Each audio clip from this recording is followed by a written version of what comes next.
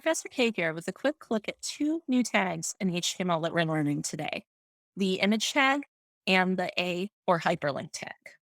So as we were taking a look at the new HTML elements for this week, we just took a look at ways to mark up lists in HTML. One other common need in HTML is to link to other pages as well as to show an image. That's what these two new tags are for. The A tag is a hyperlink element. And what that tag is really good at is linking to other content or performing certain actions. I'll demonstrate those in a moment. Next, we have the image tag, IMG. That's for images. And just like it suggests, it shows an image. So let's take a closer look at what that looks like. So in our recipe for disaster, we don't actually have any links or images yet. I think it would be great to include both a link and an image in here. I'm going to include a paragraph of lorem ipsum just to begin, /p, always ending our paragraph tags. And I'm going to say this is from flipsum.com. So how do I say it's from flipsum.com? Well, the first thing you can do is actually put the text content in there. However, you'll notice that in the preview, this is not clickable. And that's because the HTML doesn't know that it's a link yet. You have to mark it up as a link. We do this using the hyperlink tag or the A tag. So left bracket A, and I'm just going to do /A here. Now notice that even though I used an A tag and a /A tag, it didn't do anything yet. That's because this tag, in order to work properly, requires an attribute. We talked about attributes in our last class. That's that attribute and value pair that tells the element a little bit more about itself. So here we have an A tag and we said, okay, let's link flipsum.com. But how does the HTML know that you actually want to link that text and where the text should be linked to? For example, in HTML, you can put any sort of text you want linked inside this A tag. So we could say the lorem ipsum website, and now it wouldn't know what website to point at. That's why it can't make a guess about the website. You actually have to tell that tag where it should go. And you do that using the href attribute. Href equals two quotes. So this is your attribute, and then this is your value inside these quotes, paste in. And now notice that our preview has changed and we have the lorem ipsum website. If we were to open this in a new tab, this would now show the lorem ipsum. If you don't know the exact URL that you need to use, one shortcut you can use as a placeholder is using a pound sign.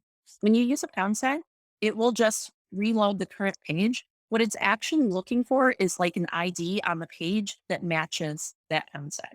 We'll talk more about IDs later, but for right now, just know that that's a handy placeholder if you don't happen to know the URL. However, we're going to leave this as flipsum.com. So that's why attributes are so important. They tell the tag a little bit more about how it should behave. Let's now talk about the image tag, which is very similar in that it requires an attribute to do anything. So we remember that image is left bracket, IMG. And then remember from our last discussion that image tags don't have a closing tag because there's no content inside them. They are self-closing. So one way you can write self-closing tags is the // and then the end bracket. However, you don't actually need to end self-closing tags with that. You can just leave it like that. So what's missing from here? Image tags can't do anything without a source attribute. So what we need as a source attribute was the URL of the image you want to display. What would we add to this code to get that source attribute in? Think about it for a second and pause here and see if you can figure out how to make this code work. All right, so hopefully that gave you a good opportunity to think about how to get this source attribute in and what you might put inside it. So if you haven't thought that through, all you need to do here is begin typing src equals, and remember you need the double quotes to add the value. Now, right now we don't have a URL of an image we want to display. So I'm just going to grab one from Giphy. And when you go to Giphy, in order to get this link to show up, you need the direct link to it. If I use just this URL from the top here and I put that in the source, see how it's coming up with this like broken image? That's because that's the URL for this whole page. You need the URL for just this image. So one way that we can do that is we can go to inspect element and we can kind of see where that image is coming from by looking at the image tag in inspect element. And we can see here that this is now got this kind of like longer URL. If you were to go and actually open this in a new tab, let's see if we can do that. Open link in a new tab, that would link you directly to this image. Let's see if we can get this one to work. Much better. So that's one way that you can find where images are hosted. There's also this copy link, and you can use this GIF link, which will give you a much better example of this. So that's much easier to get to, and the URL is nice and short. And now you can see Great Gatsby's. So this is all fine and well if your image already exists on the internet somewhere. But what if it's something that you designed and you want to include on your own? Well, the way that images work is they can use either an absolute URL like this. And by absolute, that means it's pointing to an absolute place.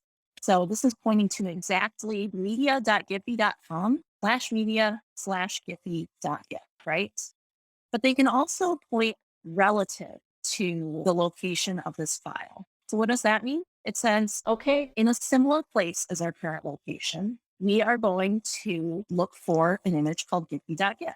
So what might that look like? This is easiest to show in VS Code. I'm going to save this image in a place that I can find it, just right on my desktop, giphy.gif. And then in my local code editor, VS Code, I'm just going to start a new HTML file using Command N. And I'm going to save this as index.html.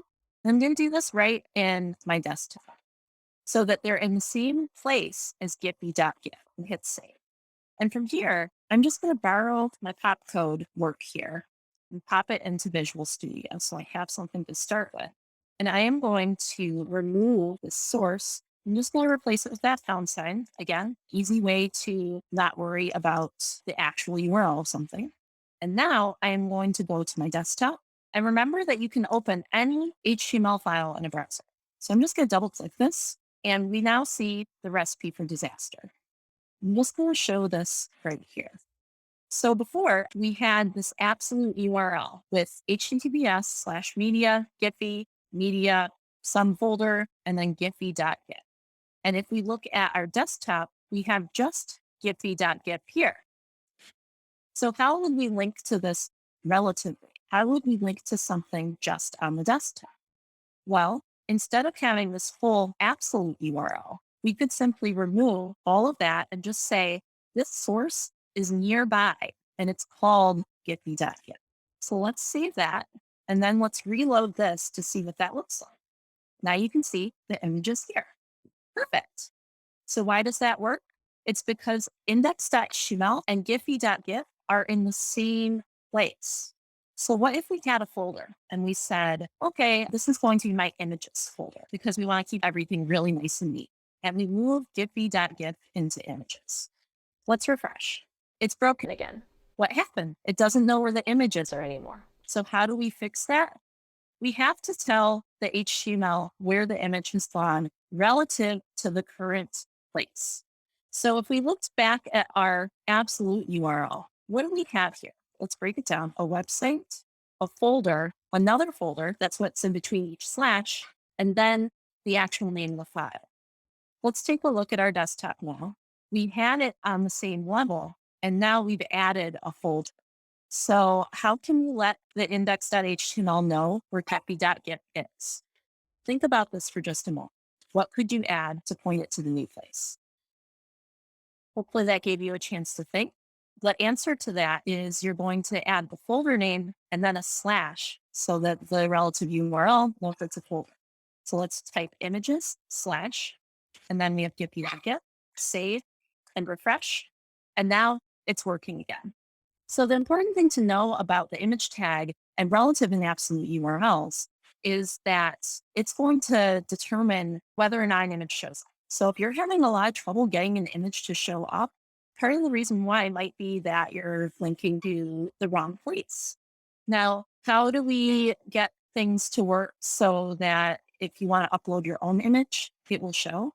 You need to put the image in a place where the World Wide Web can see it. They can see it on your computer. If I went and I published this right now to a server so that you could access it too, you wouldn't be able to send a headshot because it's just on my computer. What you would need to do is upload it somewhere. So if you want to explore this even further, try uploading something and see if you can link to that image in your project. I'll see you later.